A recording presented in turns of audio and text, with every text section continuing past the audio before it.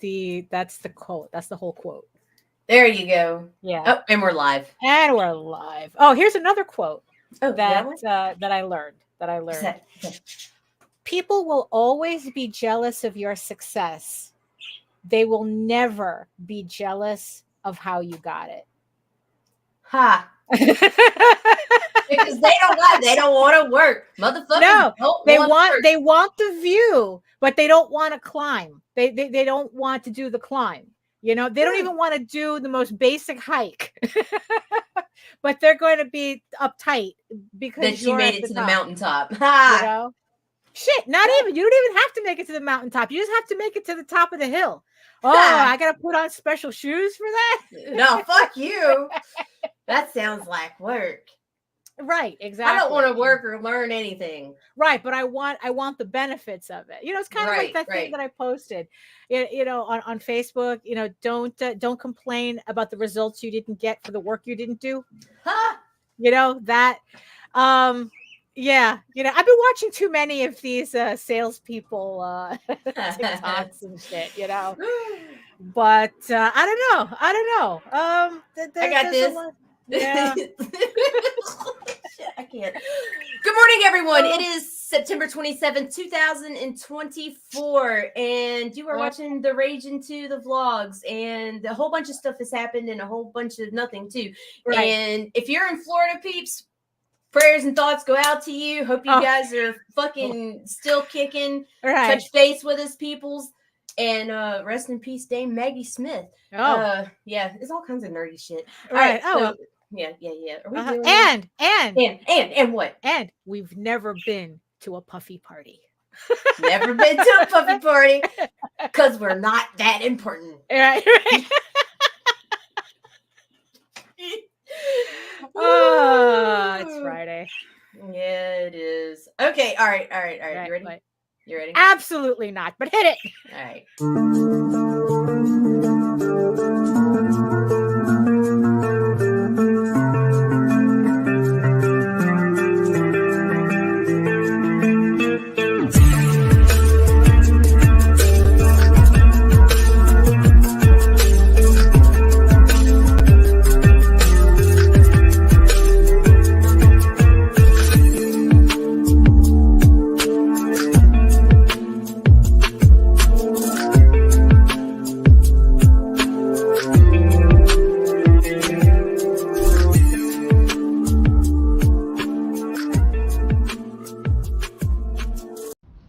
Trigger warning. Fuck you.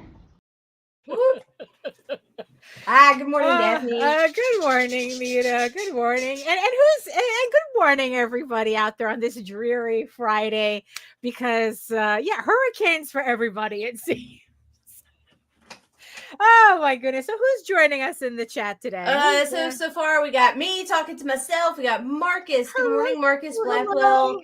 Let's see. We got Melissa and Rob. Hello. And HR. Fresh. Oh yes. And Rob is fresh from Baltimore Comic-Con, even though technically that was last weekend. And a year older. Oh, yes, that's true. Happy birthday to Wolf Dad. Happy birthday, Wolf Daddy. Wolf Dad.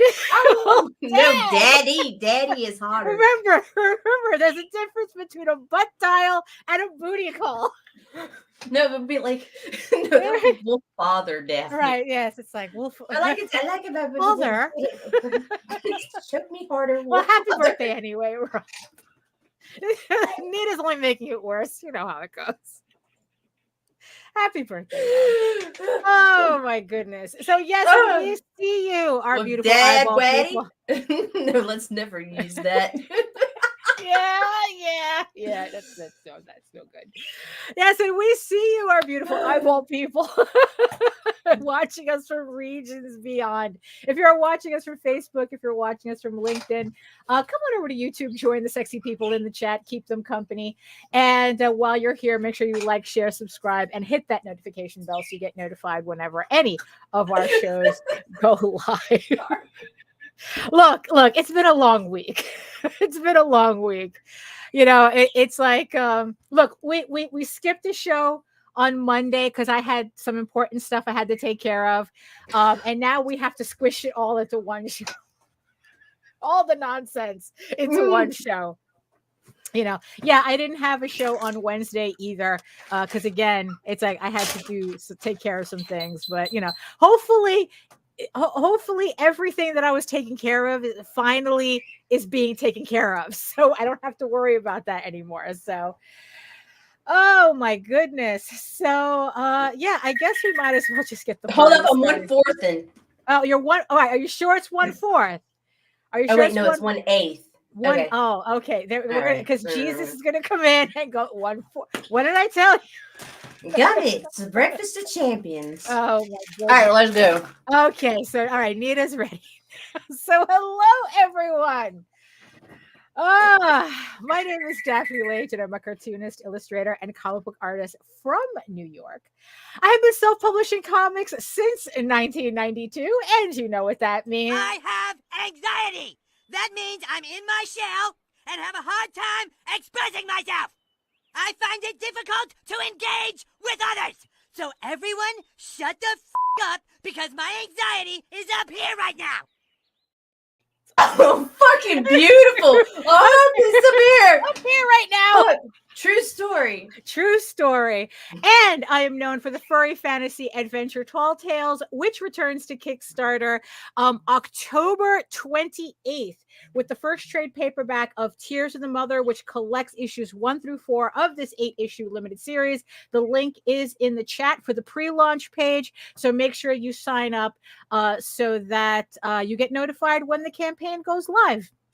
And I am also known for my medieval fantasy drama, Eagle Raven, Heir of the First Unicorn, which also returns to Kickstarter early next year, but currently is updating on Webtoons right now. So Eagle Raven is on Webtoons, updates every Tuesday. So if you want to check out Eagle Raven, it's starting from the beginning on Webtoons. The first issue is serializing right now. So it's on Webtoons as well. But you can also read both my comics online at eagleworks.com and EGOWORKS and Tall Tales, TAILS online.com. And you can check out all my videos on how I make my comics here on YouTube at my channel at Daphne Lage, Lage Art, where I have an archive of over 600 videos for you to choose from. And also, we simulcast through the Indie Comics Network. And to tell you more about it, it's either 1/3 or 1/4. I'm not sure. I don't know. Or 1/8. It's one of the fractions. Yeah, it's one of the fractions. I took extra just to be sure. Right.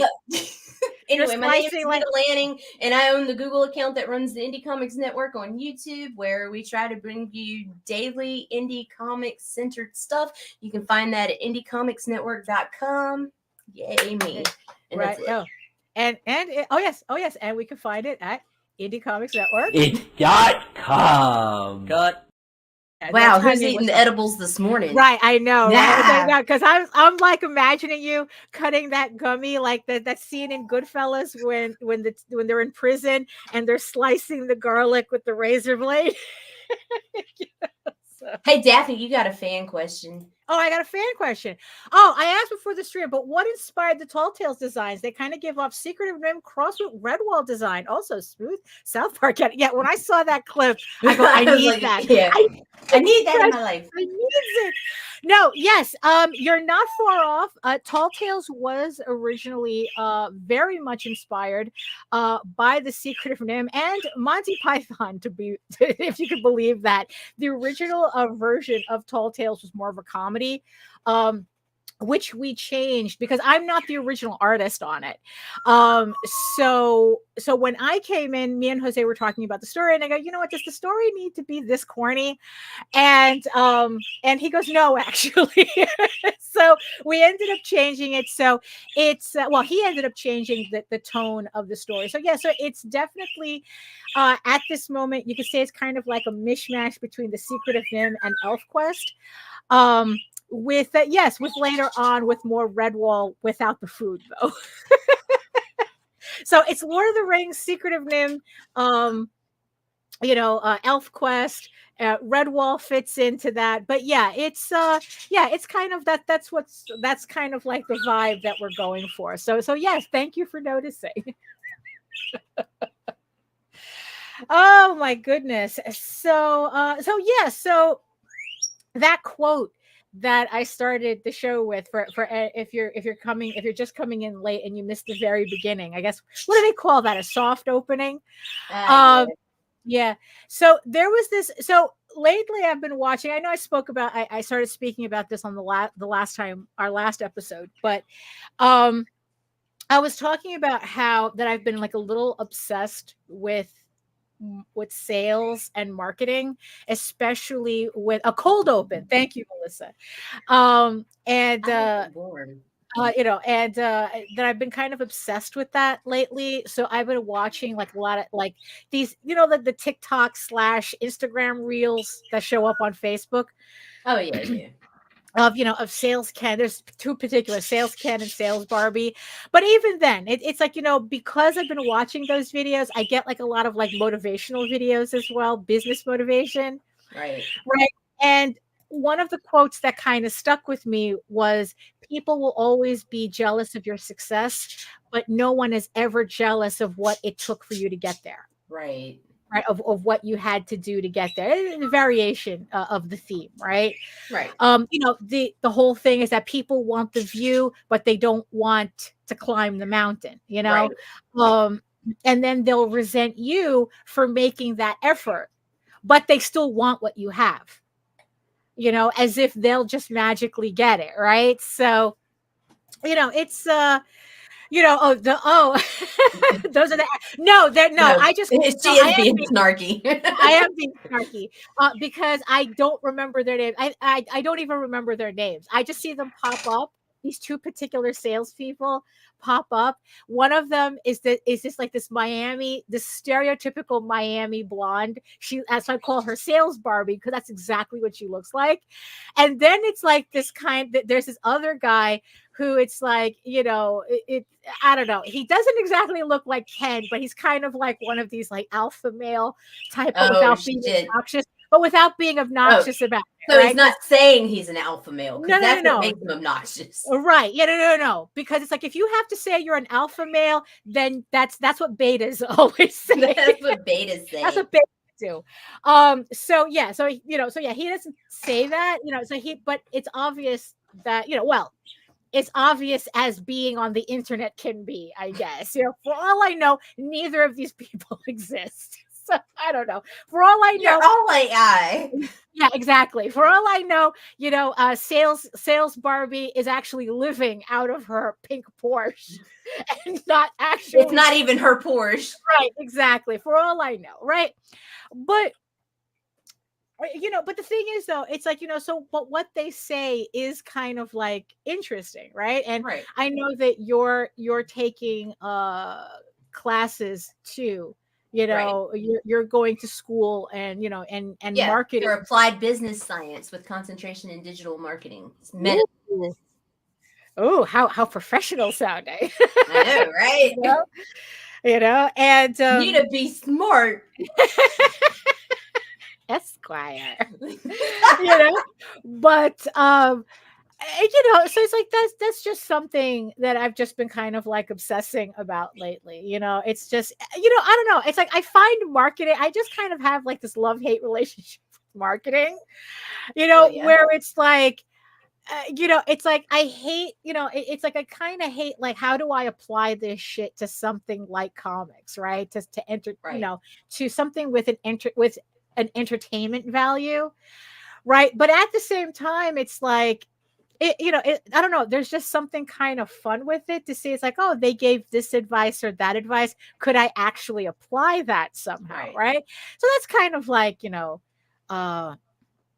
where my head is at right now. Right. Right. So part of that, right, of learning marketing and sales and it's mind you, my learning is very superficial. Like I said, it's watching these little stupid TikTok things, but like the other day, right, sometimes I get it in my head that it's like, oh, it'd be really cute if I had like a little plush Eager Raven keychain. Like I just get like something stuck like that in my head. Right. Because Tokyo Disney, like one of their more popular souvenirs, right? Or something like that, like little chibi versions of like all the Disney characters on a keychain, right? And people decorate their bags. Like they're literally carrying bags full of these dolls. I mean, the Japanese are really intense when it comes to fan culture. So, so I was like, oh, it'd be really cute if it was an Eagle Raven one. Like I can kind of, get a sense of what it would look like in my head, right?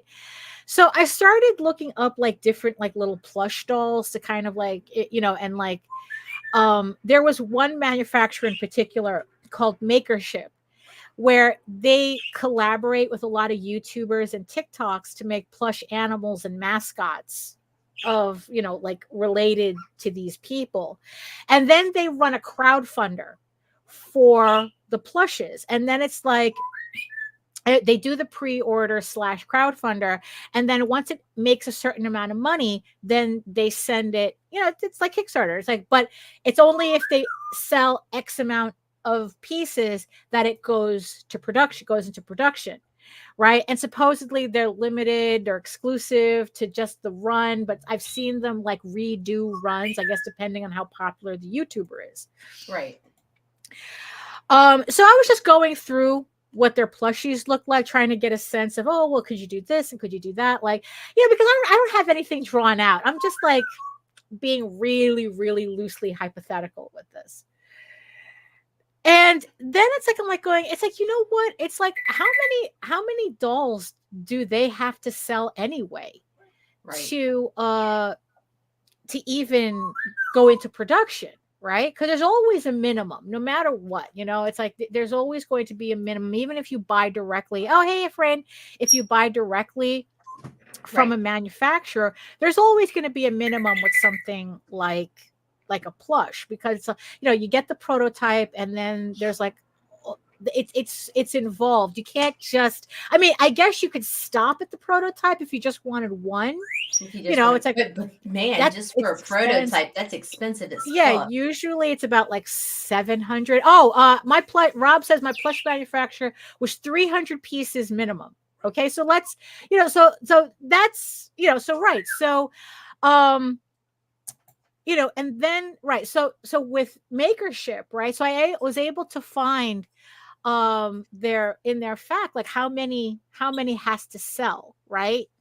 And they said that you have to sell a minimum of 200 pieces at $30 a piece in order for production to move forward with production, right? And, the thing is, though, is that like 200, even 300, right? Especially if I'm thinking about something like this small, it doesn't sound like a lot. Until the box comes in. Right, until the box comes in, right? But it's like, 200, it's like, oh, that doesn't, but like just in general, it's like, oh, that doesn't sound like a lot. Right. Until using, like kind of picking up from all this sales stuff that I've been watching, right? It's like, then the next question is, it's like, could I actually sell 200 pieces? Because when we did our Silvermane toy, which you can kind of see over here, right? He's a 7-inch vinyl toy that we made way back when. I don't remember if it was like 2014 or something like that. I don't remember. If not earlier. I mean, it just seems so long ago. It had to have been earlier, right? Because it's like, because I was working a particular job and we started getting the sculpts made, and I'm trying to remember how long ago that was, and I can't remember, and it's like, okay, never mind. But it was a while ago. And we made 1,500 or 1,200 of them. Right. And we still, even after all these years, I mean, we still have enough boxes in our basement. Let's just put it that way. And those were big boxes. Yeah, those are big boxes. Yeah. So, but but it's like, like say if I do like a little plush keychain like that, right? 200 maybe might be 2 of those boxes, if not 1 of those boxes, right? Right. Of the final carton that they come in, Right. right? So it's still pretty big, right? Right. So I mean, honestly, if we were to do the Silvermane toy again, I mean, honestly, if it was up to me, we would have never have done them. Right. Jose says, well, we just would have done them differently. Like maybe made them smaller, tried to find did a smaller quantity, like a smaller run. Lower price point. Yeah, lower price point, Right. I mean, we would have done it like I said, if it was up to me, I wouldn't have done them at all. Right. So I'm looking, so it's like I'm looking at, so I say, okay, so Makership says you need to sell 200. Rob says that his plush, he needed to order a minimum of 300. Right. Right. So how am I going to know, how this is going to work out? Right. So of course I go back to my Kickstarters. Right. So the highest backer count that I've had on all of my campaigns was Medieval Unicorn Viking Slut at 233 backers. Right. Maybe those are not the backers I should be looking at. Like I said, I've always said that Viking Slut was an anomaly. Experimental campaign. Yeah, so that was an next one under that. Right. So the next one kind of like, well, pretty much they all kind of like even out below that. So like just looking at Eagle Raven, I average around like maybe like 160, between 155 to 165 backers in total, right? But especially lately, around half of that have been digital supporters. Right. Right. But I'm still printing around 80 physical copies. 80, right. Yeah, but around 80 physical copies every time I do a campaign, whether it's she won't stay doing it. No. No. We're going into silicone. Right. Right. No. No. Yes. Yes. So what was I saying? Oh yeah, so I average between 100, like I said, 155, 165 backers, right? But half is digital, and then even then, I'm still printing around 80 copies. What usually it's like, for the trades or for the comic, it really doesn't change much as to how many physical copies I'm selling, right? So, you can kind of say, okay, I have 80 physical people, 80 people who will buy an Eagle Raven book consistently, right? Now, when it comes to something unusual, like a toy, like a plush, like something odd like that, right? I can't sit here and think like, oh, I can sell 80 easily. Because if you assume that every physical backer buys a plush. And they won't. They won't. That's the thing. It's like you can't think like that because that's not what happens. Right. So it's like, okay, so say, I don't know, a quarter of that 80 maybe might buy a plush. Is it kicking in, Nita? I had to sneeze. But yes, the sneeze kicked it in. Right. Woo.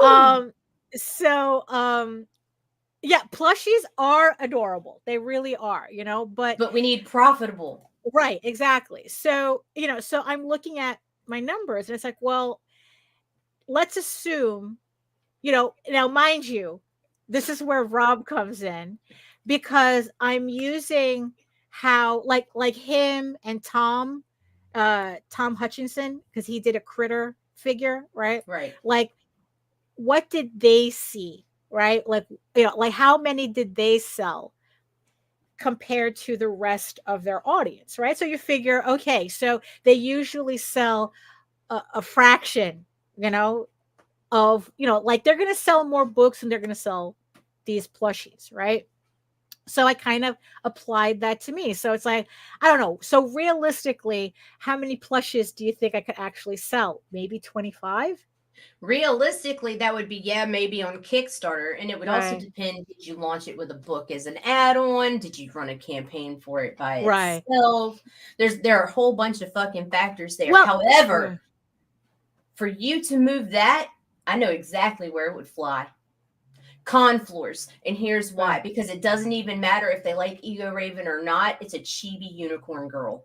well, right. You see that's also the thing. Which is Because where right. Rob can excel too, because Right. it's the voodoo doll werewolf. You got Right. so much in that. You've got so much in Right. those plushies that aren't even though it is Right. based on your character, your Right. IP. It doesn't. It is non-specific to someone coming from the Right. outside. It's kind However, of when you create a product that is specific to your IP, but you're cornering yourself. right. Like- Like there's like Kozik. Kozik was a vinyl. Yeah, because also you get the chance to see them and pick them up. And it's like, Right. oh my God, you know, it's like, look, like it's like the voodoo doll. It took me 2 Yeah. campaigns to actually buy the voodoo doll because I really didn't get a sense. I couldn't get a sense of like what it really was in the campaign, right? But then once Jose got his plush, I'm like, oh my God, I want that.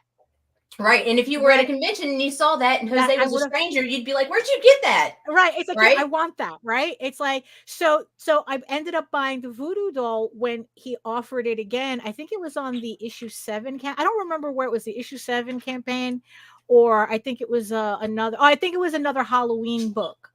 Right. That I don't remember, but I ended up, I snatched up the voodoo doll. I think it was with issue 7. I think no, I don't know. You know what, I snatched it up anyway.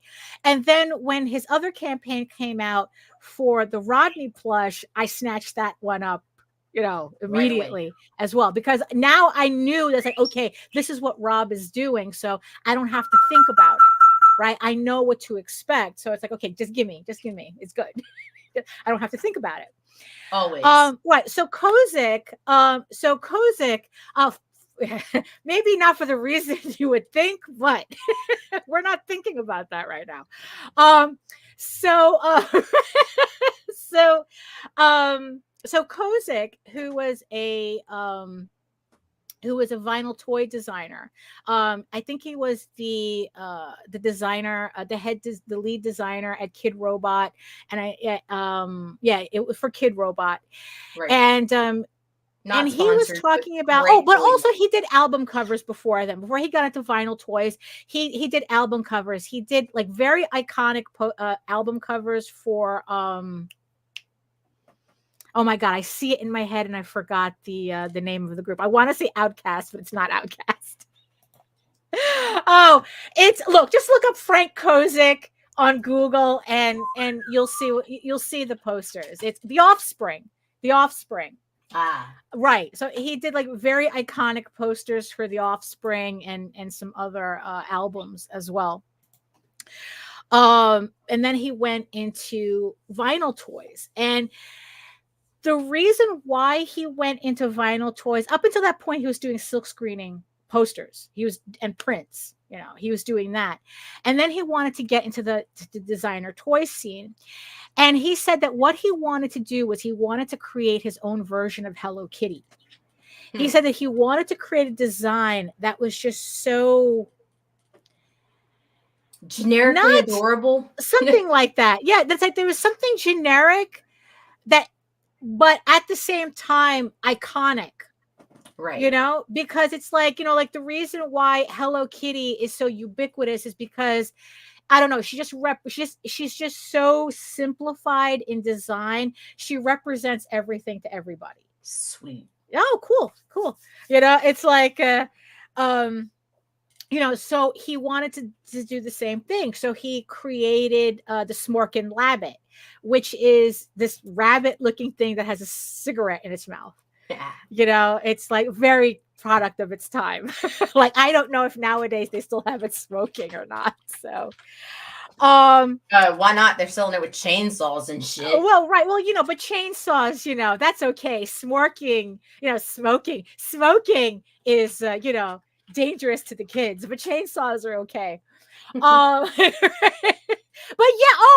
Pochita, right? So yeah, it's funny because it's like Pochita looks like a rabbit with a chainsaw instead of a cigarette. It's kind of funny if you put them side by side, you can kind of see the resemblance, right?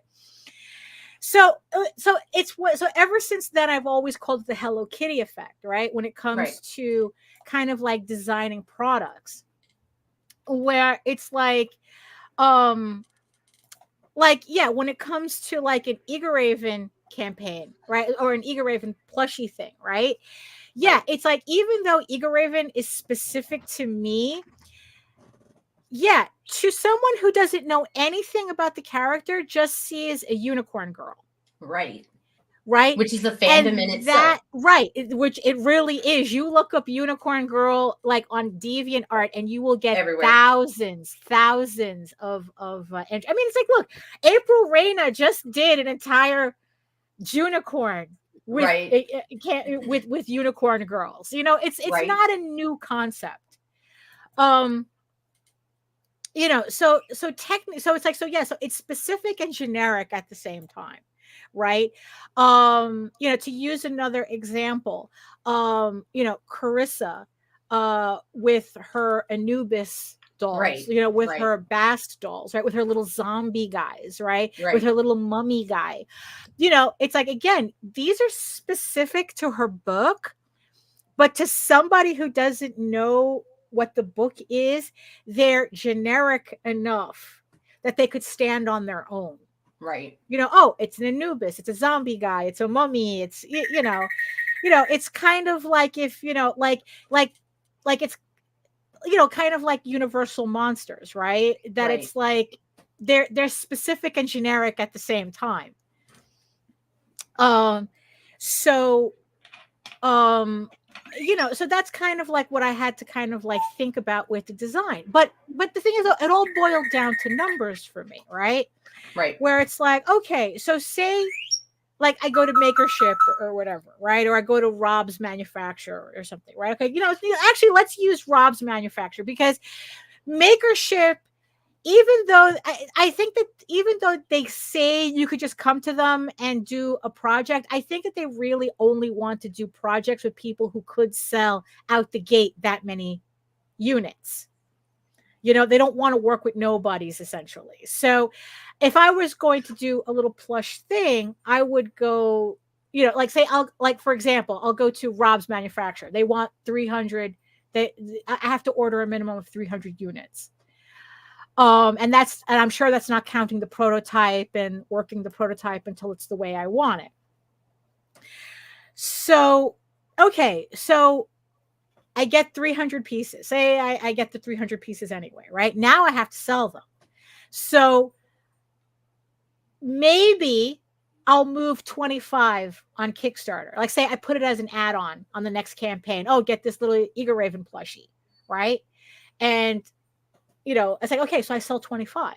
All right, so I still have 275 units to get rid of, right? So it's like, okay, so if plushies in theory do better at conventions, and now I have to go through the expense of actually doing conventions to sell these plushies. So technically, that's an additional expense that I may or may not have wanted to put on top of the plushies. Now, if I was going to those shows anyway, I don't think it would matter. If I was doing the shows anyway and I happen to have plushies, maybe that could work out. Right. But, but still, though, it's like I still have to move 275 units. Right. Right. So how many plushies could I actually sell per show to move? Like, even when we were bringing our toys to conventions, we would be lucky if we could sell one per convention. I mean, and I think like Tom had said that at conventions that maybe he could sell like 4 4 critter dolls at one show. And let's assume he has 500 units still in his basement. I think that's the number that was bandied about, right? He had 500 units in his basement. And how many conventions, if he sells 4 at a time, how many conventions does he have to do to clear out his basement? You know, so just kind of like thinking like this, and it's like, oh, you know, as cute as it would be to have a little Eagle Raven plush, I don't think I have the audience really to justify that type of expense. Imagine says marketing can be a bitch. However, I like y'all say sometimes merch can transcend the original IP. Yeah, you have to kind of think of it that way. Yeah, and especially since cons are getting more expensive this year, each year. You know, we're talking about. Oh, yes, that's right. That's right. He launched it right before he went to work. He launched another campaign for the Oswald Chronicles. I have to get the link, but.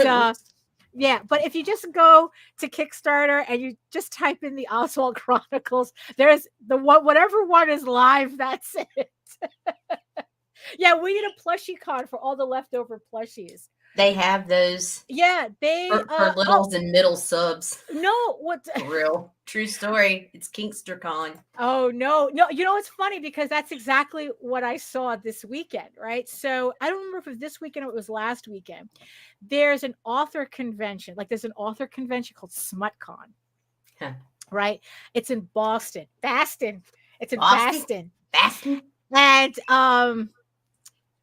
And it's a convention for, you know, like romantasy, you know, dark romantasy authors. Right. And they had what they called a stuffy room, where it's like people had, because the thing is, though, I guess because the convention caters to predominantly women, they had a makeshift daycare center there so that they could bring their kids and leave them in, you know, to be watched in the daycare center. So yeah, no, thank you. They had right. So they had people donate plush animals to that so that the kids can take them with them. Right. You know, so they called it the stuffy room because everyone was just bringing like plush animals, and it's like, oh, you know, it's like whatever the kids want, they can just take, right? And pretty much, you know, it's like anybody. It's like, oh, if you see a plush animal you like, you could just take it. It's pretty much just kind of like an exchange lot, I guess, or whatever. Like, you know, or I know there's it's not a flea market. God, but did they have to call it the plushie room? Or something like that. It was something like that. Yeah. I mean, yeah. Don't use terms when you involve children. Right. It's like, well, you know what? It's like, look, I trust a stuffy room at a literary smut convention. I don't even trust the food at a con. How the fuck am I going to trust a fucking stranger at a con to babysit my children? You know, I mean, yeah, I don't know how this worked. All I know is that that's just what I saw, and that's what people were doing. You know, so you know, so yeah, I guess it's like just, you know, that's the closest that I saw this weekend of you know, people exchanging plush animals. They do that at kink conventions. Yeah, I did not know that. Yeah, for the littles and the middles. Yeah, and you're not talking about kids, are you? No, I ain't talking about kids. Yeah, okay. So where was I? Oh yeah. So in the end, I had to kind of like just as quickly abandon the idea as I did coming up with it. You know, it's like, I don't know. It's like, it was just like, I follow this other creator who does independent plushie manufacturing as well. And called Snuggles, you know, where they look like Care Bears, except they're all cryptids and they're really cute. And, you know, and it's like, and there's a particular one that I'm waiting for them to come out with. Two, actually, there's 2 of them, but I think that's like a little down the road, but I keep watching their website. I'm on their mailing list so that the second those come up, I can get those as well, because I need more of those, because, you know, God knows, yeah, no, I really don't need any of this. But so it just got me thinking, along with yeah, I know. Along with thinking about the Tokyo Disney plushes, and it's like, and in the end, it's like, as much as I would like to do something like that, the way my audience is, it's not feasible. I don't have an audience big enough to justify the expense to make those plushies, and it's like, and then conversely, that but Yeah. Conversely, that's why I'm watching all these sales videos, right? Because the one thing that they keep saying, right, is kind of like, now it's just kind of like, this is going on a tangent, it's like, in the end, I'm not doing Like we do. like we do. So they were talking about, how do you be, it's like, how do you become the best salesperson, right? And you become the best salesperson by not selling. Right. And then it's like, there was this other guy that popped up, because Facebook is going to recommend, all these things, right? And this guy says that what makes him a successful salesperson is that he's not committed to the sale. Right. And the more I went down this particular rabbit hole, the more it was just like, it's so counterintuitive. But it's not. Where it's like, and the thing is, I know we've talked about this before when I was trying to figure this shit out. Right. Like, pretty much what these people were saying is that it's like, if you want to sell your product, you have to not sell your product. Or not seem like you're selling your product. Well, I don't know. But I think for it to come naturally, you have to not. Yeah, you have to not sell your product. And I think that that's where the other guy came in, where he's not committed to the sale. Right. Where it's like, everything he does, like, because it's like, everything he does with the thought of, you're either going to buy it or you don't. But I'm still going to talk to you anyway. Right. But I'm not going to sell you my product type of thing. Like I said, it's very counterintuitive. Because like imagine this experiment, like going to a convention, right? And doing this experiment. Right. I want, it's like, okay, I'm going to go to a convention, and my goal is just to talk to everybody that comes to the table. But not necessarily for the point of selling. And then what happens? They see you as a genuine human being and take even more interest in your product. Really? Right. For real. Right. Because nobody likes the person behind the table who sees everyone that approaches them as an obstacle they must defeat or win. Right. Yeah. Because it's like, because that's what one of the guys was talking about, where he was saying, like, the problem with salespeople, with salespeople, and the reason why they have the bad reputation that they do, is because they treat their customer base like as an obstacle to the money. Like your customer is in the way of the money. Right. As opposed to your customer is your customer. Right. I mean, it's like, and a fan. And a fan, and especially when we talk about what we're doing, right? And it's like, it's like, so yeah, so it's like, so what if I were to go to a convention and not pitch technically? What if it's like, imagine this as, I'm learning that when people see you believe in your work, that becomes infectious. Yeah, that's kind of what they were saying. It's like, if you can't be excited for your own product, your own IP, why should I be? Right. And I think that comes, that also leads up to another thing. That should be the golden rule. Another thing that I wanted to bring up, because so I follow Ryan Holiday. He's a writer who specializes in Stoic philosophy. Right. Right. And he posted this thing that kind of reminded me, that kind of like brought together like something that that I've been seeing a lot lately. Like I said, we're seeing a lot of creators bug out lately. And so what he posted, this is what he posted. When success begins to slip from your fingers for whatever reason, the response isn't to grip and claw so hard that you shatter it to pieces. It's to understand that you must work yourself back to the aspirational phase. You must get back to first principles and best practices, right? And the responses to that, I think, are just as valuable. And someone had said the next post was like, a loss is not bad. It is an indicator that you are not on the right path. Learn to pivot on time and you will soon find success. And then someone else says failure or backsliding, which is really what we're seeing a lot of people panic on, is the backsliding, right?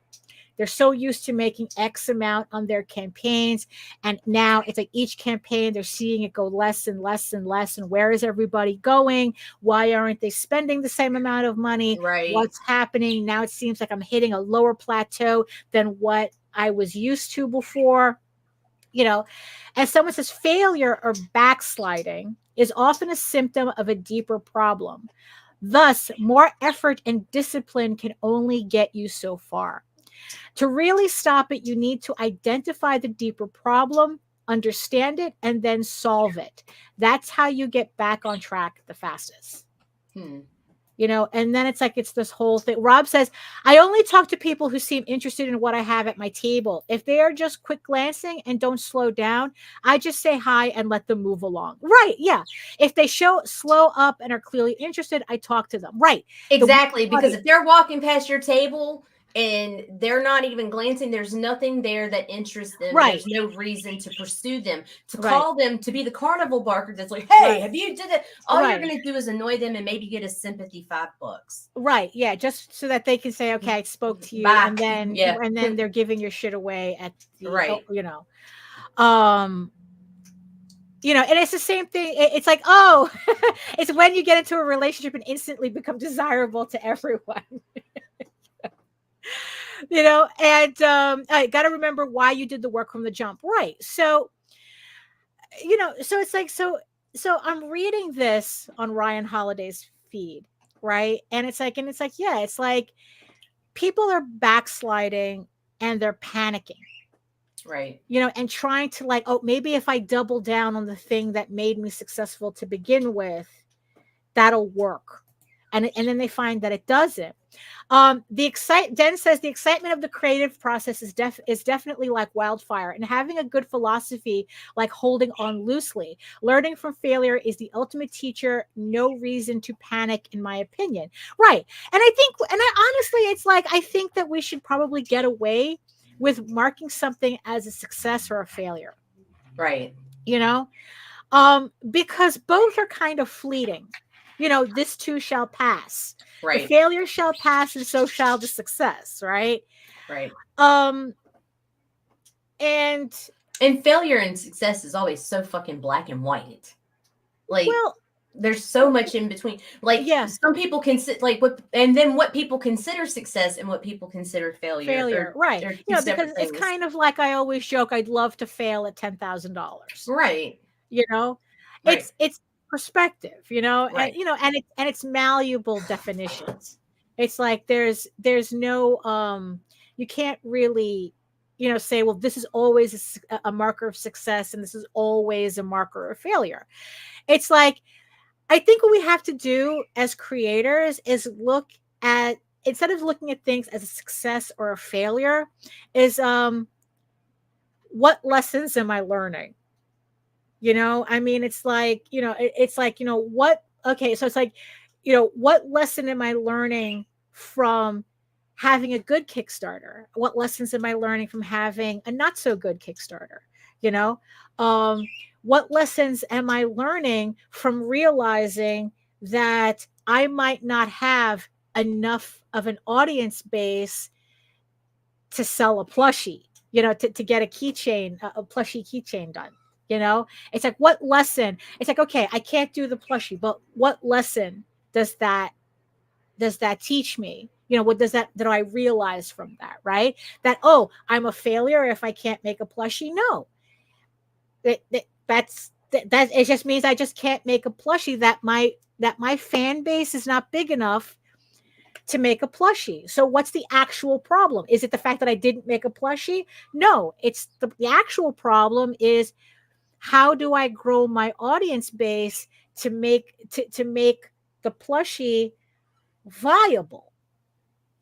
Right? Because Right. it's like, in the end, it's like, that's what matters. And you know, and Rob says, oh, it's the economy. Here's the funny Yes thing. and no. Always the Good. economy. It's always the economy, but also Always. yes and no, because also, and it is the economy, but the reason being is we're the COVID adjustment, separating Right. the wheat from the chaff. Right. Because a few years back when all this started and everybody was fucking feeling like they were living the time of their lives, making 10K for every fucking campaign, you know, all that shit, people were getting fucking we were all bound to our homes. Right. We couldn't fucking leave. We spending needed outside Right, entertainment, right. right? No new movies were being made, Right. so we had to find entertainment, and we also had extra fucking money from Right. stimulus and shit. Right. So therefore, we were like, okay, Right. Like at one point in time, I was backing every fucking Kickstarter that came across Right. my feed. Right.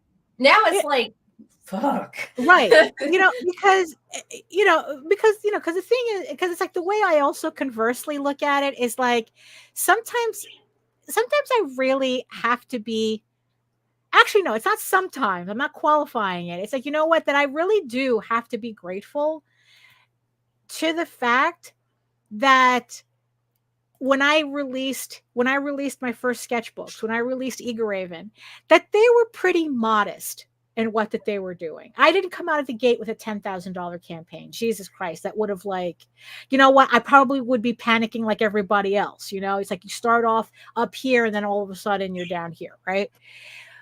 You know, that I was yeah. That it's like that I started, my book started modestly and I had to build modestly. Right. You know, and I think that kind of like gave me a better perspective as to what I could accomplish. Then Den goes, life is a teaching experience philosophically, in my opinion, and awareness of your true audience is certainly important, but I like the way you are phrasing it. Looking at it as a yes and no makes a great deal to me. High highs and low lows, a unique time in the comics industry to me. Yeah, we are in unique times. I think you worded it fine. Well, we get it. You know, and, you know, it's like the fact that we can crowdfund our stuff and not depend on a publisher. Word. You know, the fact that we can contact manufacturers in China directly, right, to get actual professional looking merchandise. You know, the fact that we can do that, we never were able to do that before. You know, so yeah, so it's like, so in the end, it's like I'm kind of I am grateful that it's like, you know what, better to like start modestly and kind of like try to figure out how to grow that base than to kind of like start off at an artificial high point and then wonder why you can't reach that peak again. Right. And then it's like, well, because what that does is that's a distraction to the work you actually have to do. Because you are so distracted of being on top for that finite moment. You're so busy chasing the dollar that you're going to miss it. Right, that you forget that it's like, okay, why are you doing this? Right. You know, because it's like, this, obviously I'm not talking about everybody, but the thing is, this is kind of a trend that I'm seeing. It's kind of like related to, you see your audience as an obstacle. Right. Rather than a collaborative people you're collaborating with. Right. You know, I mean, you're creating these comics, this entertainment that you want to share with these people. You want to share with your audience. So it's like, they're not an obstacle. Your audience is not an obstacle. They're pretty much the foundation of the decisions that you are going to be making in this environment that we're in. You know, what your audience, where your audience is, where they're meeting you is how you're going to make your decisions. You know, it's like my audience is only meeting me at a certain point. So that means that an expensive decision, it's too much of a spread for me between an expensive decision and my audience support. You know, it's like I have to get it so that it's here. That it's like that maybe I need to make sure I have, if I wanted to sell the full 300, maybe I have to wait until I can get my Kickstarters, I don't know, to 700 backers, right? 1,000 backers, because it's I don't even think you'd need to just solely stick to Kickstarter, especially if you're like, I would take those numbers, I would take cons into consideration. Right. Okay. So maybe to sell half. Anyway. Right. So if I sell, okay, so how many backers would I need to sell 150 Eagle Raven keychains? 500. Right. So I would probably need 500, you know, maybe. I mean, and that's not a guarantee either. Right. Maybe I'd actually need 700, you know, but, you know, right. But also it's like, if I do more conventions, you know, then maybe I'd be able to move those plushies faster without having to depend on Kickstarter to do it. So, but the whole thing is that my audience is not a means to an end. My audience is the end. That they're entertaining my audience is my final result. Because if I entertain my audience and they like how I entertain them, then they're more likely to keep coming back when they see me put, I got an Eagle Raven keychain, that they're more likely to pick that up, you know?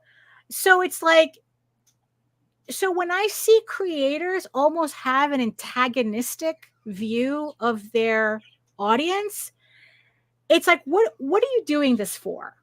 You know, because it's like, what are you doing this for? Because it's like, if it's not to entertain your audience, what are you doing this for? Just to sell something to them? To sell a product to them? So is that how you see your thing? That's just a product for you to sell? Some creators do, and that's okay. You know? That's okay. You but know, for those that aren't. Right. You know, but you know what? In the end, it's like, if this information doesn't resonate with you, I'm not talking to you. Right. You know, if you're saying, "Oh, that's not me," then I'm not talking to you. I'm not talking about you. Else. Right. Yeah. It's like, you know, but I'm kind of referring to people like where they actually resent their audience. Right. You know, when you're hearing shit like, oh, you know, it's like you guys are against me, you don't support me, you know, it's like, oh, it's like, it's like you're not true fans, which technically is true. You're not true fans, it's like, you guys want to buy this garbage instead of my stuff. And it's like, right. And it's like, but you know what you're doing when you do that? Right. You're insulting the people who do support you. Yeah. Yeah. Way to go, asshole. Right. Yeah. Because it's like what you're telling the audience that does support you is that they're not good enough. Right. You're not enough to me. Right. And, and we were talking on the last show that you train your audience to treat you the way you're being treated. You get Melissa had said you get the audience you deserve. That's beautiful. Right. And it's like, you train your audience, to support you the way you're, whether you intend to or not. If you have a very fickle audience, if you're selling, if you just look at your comic as a product to put a variant cover on, right? That it's like, oh, the interiors don't mean anything. As long as you just buy the covers, that's all I need you to do. Right? It's like, oh, it's like you don't really talk about your book, your story. You don't talk about, like, I don't see any, like, if you don't show any passion for your product outside of, are you buying it? Right? You are cultivating an audience that treats you like just somebody selling another commodity. And the second they get bored with you, they're like, well, I don't have to buy your shit anymore. Let me go find another commodity. Right, exactly. You know? So it's like, you have to train your audience to give you the result you want. But the thing is, though, is like, as I'm learning, I appreciate anyone who even acknowledges something that I created. No, absolutely. Like, I got an email this morning from a guy who was just thanking me for putting Eagle Raven on Webtoons. He had never seen it before, but it was the type of thing that he liked. And he was really looking forward to reading more chapters on Webtoon. Nice. And I thanked him. And I go, bro, that's all I want. Thank you for enjoying the series. It's like, I hope you really enjoy what's coming up. And I mean, it really made me feel good about my decision to put it on Webtoons. Did I sell a book? No, I didn't. Not yet. But you know what? Even if he decided he's not going to buy a book, that he would rather read the entire 15 issues for free on Webtoons, he's still reading my book. He's going to talk about it. Right. He's still enjoying my book. Now, the thing is, though, the fact that he took the time to email me, I think that tells me something about, like, yeah, you know what? Maybe I will catch him later on a sale. But right now, it's like the fact that, oh, I love that you have your thing on Webtoons. Fucking sweet. Thank you. No, I was just like, oh, that's exactly what I was looking for. I mean, like I said, did I make a sale? No, but I made a fan. Which is more important?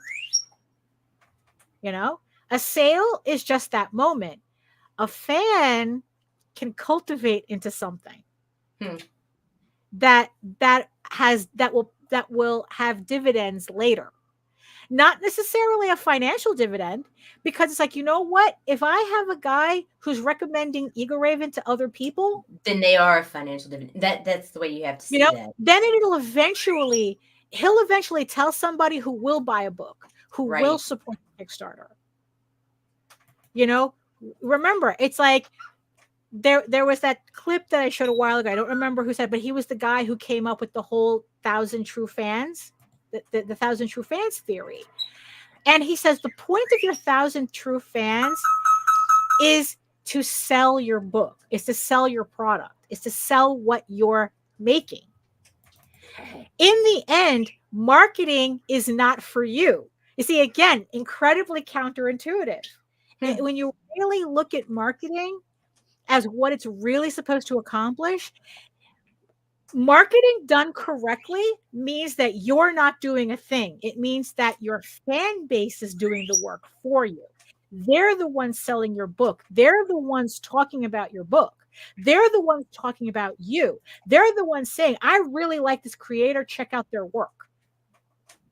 Because again, people don't want to hear you talking about how great your book is. They want to hear other people talking about how great your book is. Because when someone's talking about something of their own creation and how great it is, they're talking about themselves. And in turn, it looks like they have an inflated ego and everybody thinks they're great. Right. That's what they expect. My mommy put it on the fridge. Right. Well, she shouldn't have. They expect you to talk positively about your book. They expect you to say it's the greatest, right? But also, it's like, even without using those qualifier words, right? How do you talk about your story? How do you talk about your book? How you talk about your book is going to reflect on how people look at your book. Jose is a very shy seller, right? Yeah, he is.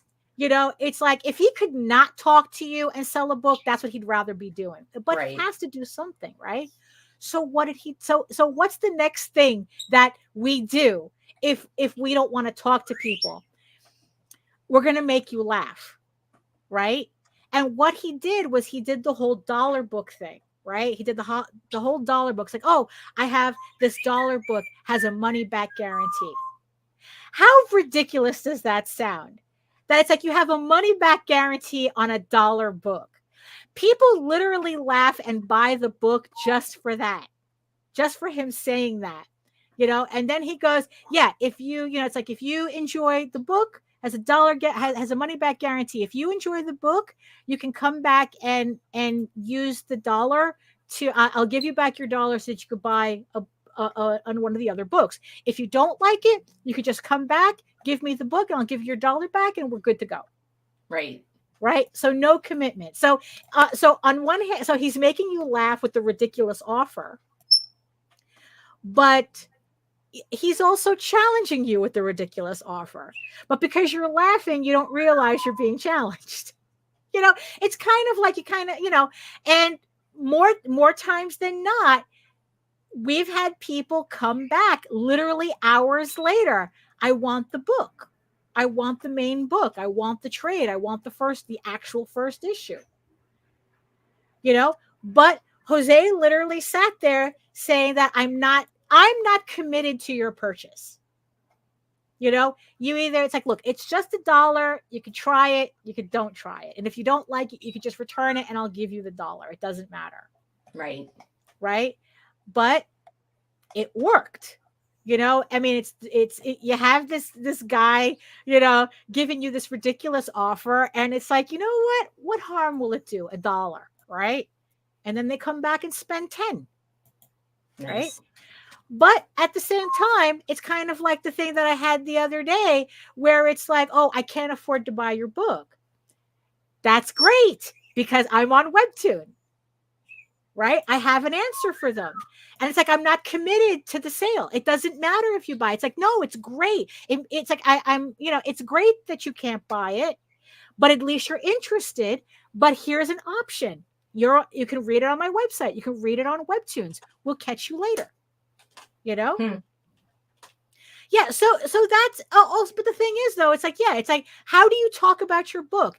If you couldn't, okay, like how many creators could talk about their book without selling it? How many? It's like, tell me about your book. Don't tell me about how much it costs. Don't tell me about what I get on it. Don't tell me about your Kickstarter. Just tell me about your book. What's the story? What's your story? Right? It's like, what's your story? What made you come up with that? It's like, Awesome. Lou says, yesterday I had some wonderful people help me increase my subscriber count on my channel. If you treat people right, you can all reap the rewards. It's true. It's like a free rental with a small deposit. Yes, exactly. Send me a link to your channel. Yeah, Lou, send Nita a link to your channel. So it's like, yeah, so could you sell your book without selling your book? How do you talk about your book without talking about how much it is, right? How much it costs, what it's worth. But if people are that interested in hearing, once they hear your story, those questions are going to come naturally. Right. Yeah. So you don't be the one to put that out. That's just part of the conversation to come later. Don't jump the gun. Right. Because, because Rob says it's the economy, right? Like I said, it's always the economy. But if there's one thing that transcends the economy, is want. If I want something, I'm going to figure out how to buy that thing. Right. Right. Or I'm just going to buy that thing. It's like, if I want a book, you don't have to sell it to me. You could just say, oh yeah, the book is about this. It's like, do you see, the book is about this werewolf. Stop. Sold. Right. Just give it to me. Right. I mean, if you want something, you're going to get it. Like, trust me, the economy didn't stop people from spending money at Baltimore Comic-Con. Except now that they didn't have to split it between two conventions and a baseball game. I mean, it seemed like people did really well at Baltimore this year. Yeah. And the same thing with SPX. I got reports from SPX saying, oh yeah, it was much better than next year, than last year. Yes, ma'am. So if people want your book, you don't really have to say much of anything. You don't have to. No. How can I Tell sell them my the book story. Oh, without? Yeah. No. Okay. So how can I sell my book without telling them the price or the story? Oh, that's a tough one. No. You have to. No. You have to tell your story. But Right. if they are engaged enough and interested enough, Yeah. they are going to ask you the marketing questions that Right. you want to They answer. will be asking you those. Yeah. You don't So have don't to jump the mention it. gun. Yeah, exactly. It's kind of like a game of chicken. What you're really doing is trying to gauge their interest. Right. Because look, in the end, look, if you're the type to say as long as I make a sale, it doesn't matter. It's like, you know what? It does matter, because you're the same people crying about how your backer count's not rising on Kickstarter. Right. You want to sell your book to people who want your book. Right. Because those are the people who are going to come back. That is your audience. Right. Not your pressure That's sale. your audience. Right. Your pressure sale is not your audience. It's like, so you want to, because you know what? Because it's like, if you see somebody who's kind of like, like one of the questions that they ask, that's everybody now. Yeah. Rob says, my wants have completely changed. I'm in dad mode. I'm like, yeah, I want that, but I need to take my kids back to Disney before they grow up. Right. It's like, we need a dryer, but we're hitting RetroCon tomorrow with the kids. Right. I mean, it's like, look, that's why I'm saying the economy. Look, it's like, look, the economy is supposedly shit, but Disney World is seeing just as many people going there as they did before. When people want something, they figure out a way to do it. They figure out a way to get it.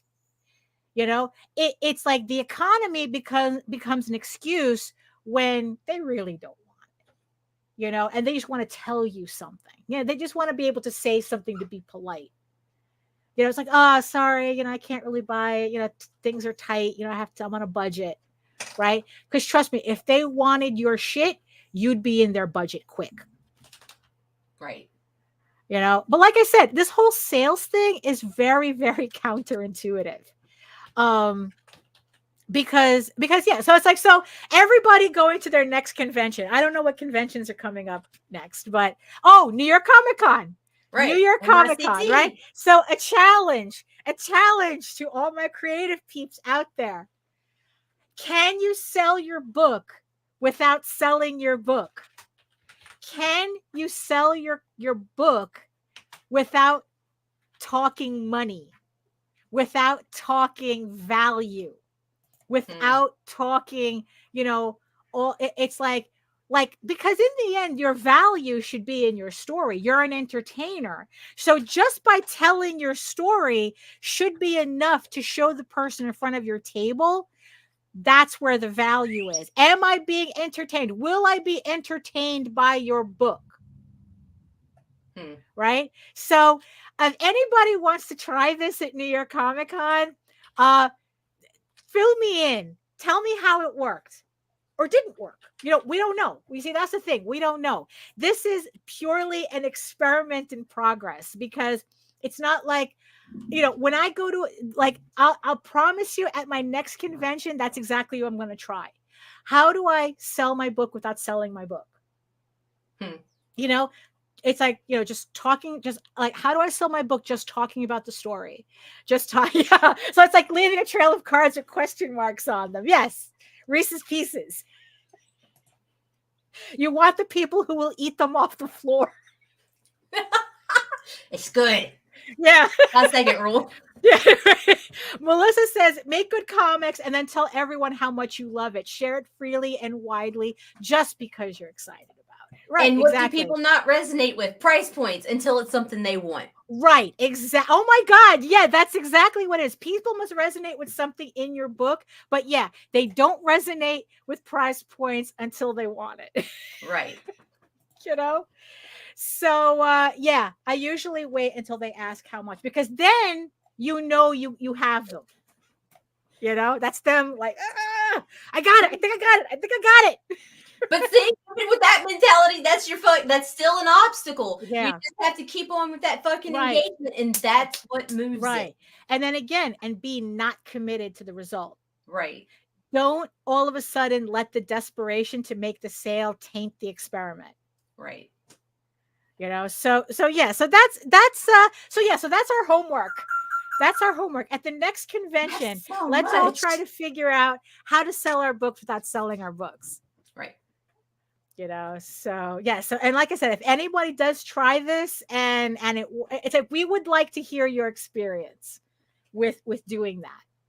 You know. Yes, email your experiences to indiecomicsnetwork@gmail.com. Right. Yeah. No, I'm serious. I'm serious. dead serious. No, we want it's like, look, we can only talk about what works or doesn't work for us and what we're learning from them, you know, from that.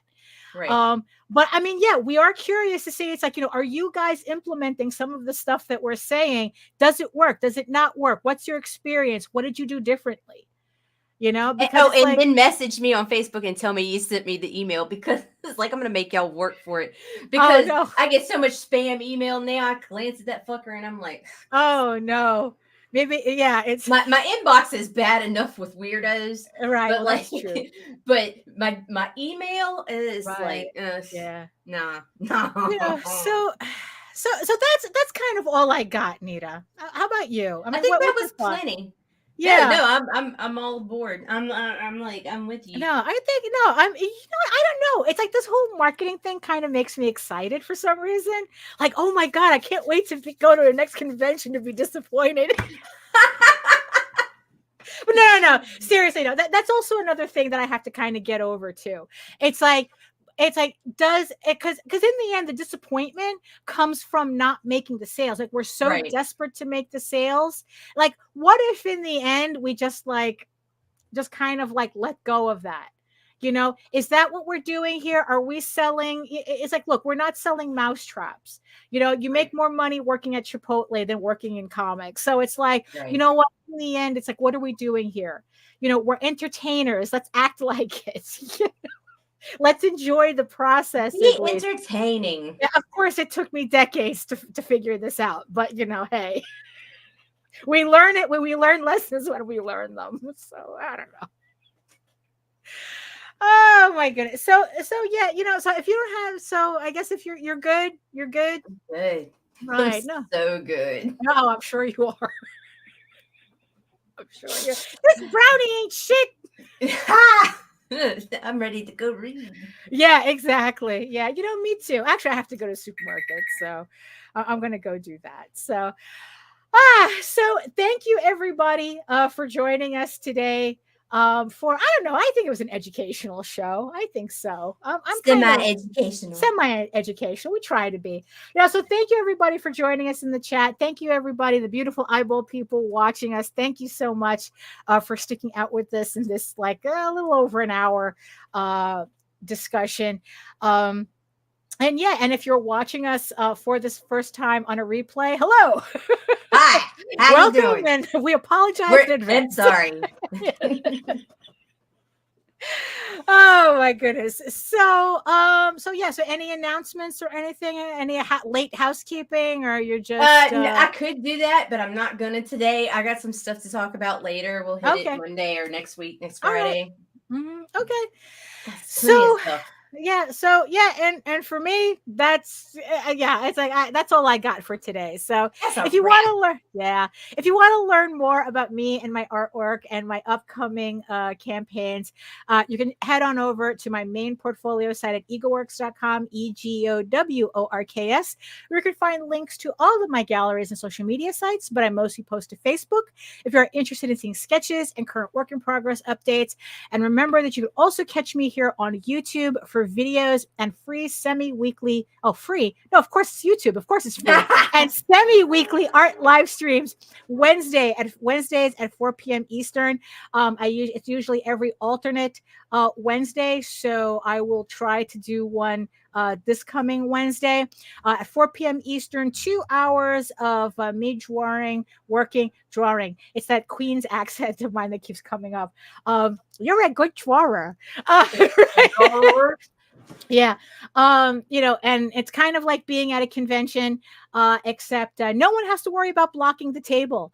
So it's like, yeah, so if you want to have a conversation about anything while I'm working, that's the show, that's the stream to do it. So join me Wednesdays at 4 p.m. Eastern.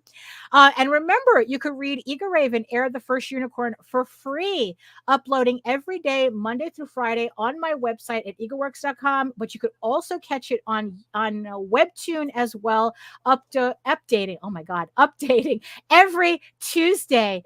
As well. So you can read Eagle Raven there for free as well. But if you prefer your fantasy to be more of a furry Lord of the Rings adventure, you can follow the link over to Tall Tales, TAILS online.com. And not only can you read the first 20 issues of Tall Tales for free, but you can catch up on the latest story arc, Tears the Mother, which is also currently uploading Monday through Friday. Also, Tall Tales is now on Webtoon as well, uploading every Thursday. So Eager Raven on Tuesdays, Tall Tales on Thursdays. And one last time, JD Calderon, Jose Calderon has Oswald back on Kickstarter again. I don't have the link right now, but if you go on over to Kickstarter, just look up the Oswald Chronicles. He's right there. It's the one that's live. So so next time we'll be a little bit more prepared. He literally launched it before he went to work. So yeah, you know how he is. He's our own feral Kickstarter person. So Jose does what he wants. He does what he wants. So oh my goodness. So thank you everybody for joining us. And we'll see you again on Monday.